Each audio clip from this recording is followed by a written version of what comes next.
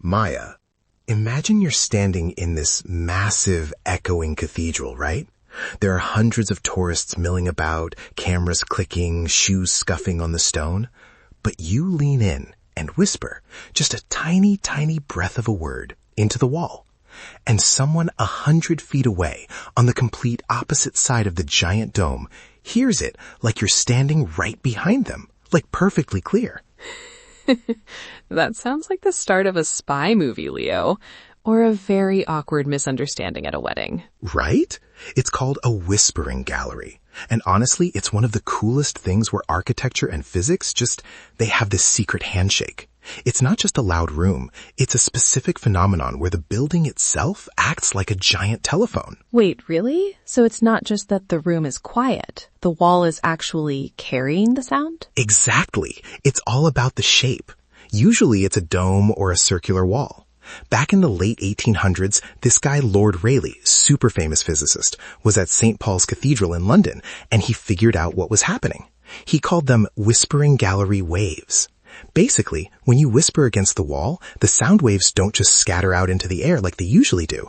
Instead, they cling to the curve of the wall. Cling? Like static electricity? Sort of. Think of it like a marble. If you throw a marble straight across a room, it hits the floor and bounces everywhere. But if you roll it along the very edge of a large, smooth bowl, it just zips around the perimeter until it reaches the other side. The sound waves are just hugging that smooth surface.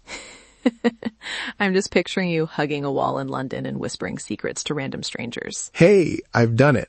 Well, not the secret sharing part. But at St. Paul's, if you clap your hands in the gallery, you can actually hear 4 distinct echoes. It's like the building is talking back to you. That is wild.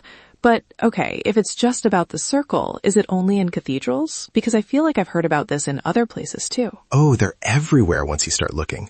There's the Gol Gumbaz in India, this massive mausoleum, and the Echo Wall at the Temple of Heaven in Beijing. But it doesn't even have to be a circle.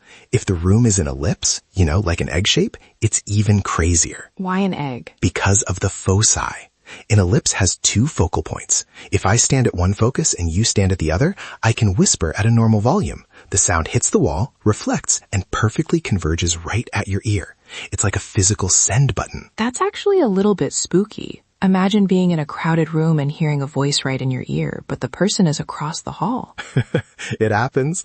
There's a famous one in New York, Grand Central Terminal. Down by the Oyster Bar, there's this archway. People go there all the time to do the whisper test from corner to corner. It's like a rite of passage for tourists. I love that. It's like a little bit of magic hidden in the middle of a commute. You know what's funny? As much as we talk about this, I wonder if our listeners have a whispering gallery in their own cities. They probably do. Seriously. And hey, if you're listening and you love these little dives into the weird way the world works, you should join the loop. Just a quick tap to follow us so you can get your daily curiosity fix. We're here every day. Yeah, come back tomorrow. We might talk about something much louder next time. Well, speaking of loud, you mentioned caves earlier. Are whispering galleries ever, natural? Or is it always something humans built? No, nature beat us to it.